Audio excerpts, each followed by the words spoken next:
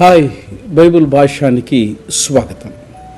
బాకాలోయ, the valley of బాకా, సంకీర్తన 84 6వ వచనంలో ఇట్టిది మనకు ప్రత్యక్షమవుతున్నది.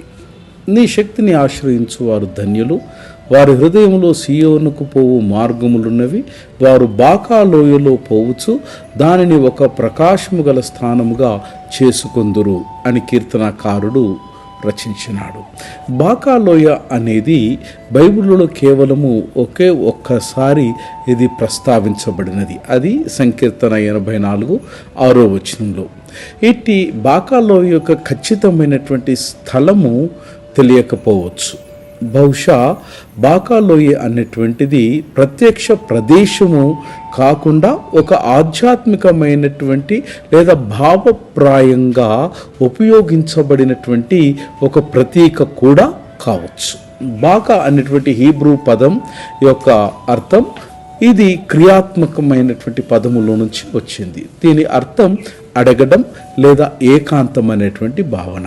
కాబట్టి బాకా లోయ అనంటే ఏకాంతం యొక్క లోయ, లేదా బాకా లోయ అనంటే కన్నీటి లోయ.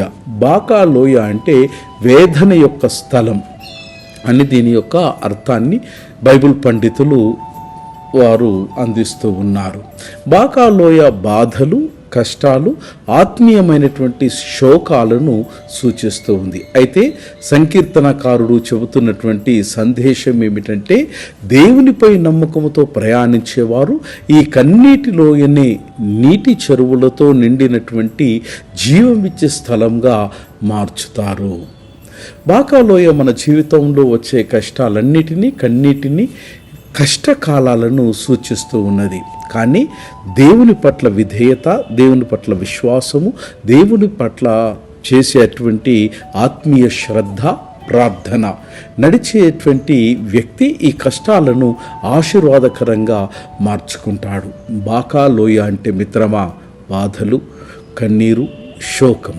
కానీ విశ్వాసులు దేవుని యొక్క బలముతో నడిచేటప్పుడు వీటన్నిటినీ, ప్రతి కష్టాన్ని దేవుడు వారికి ఆశీర్వాదకరముగా మలచుతాడు.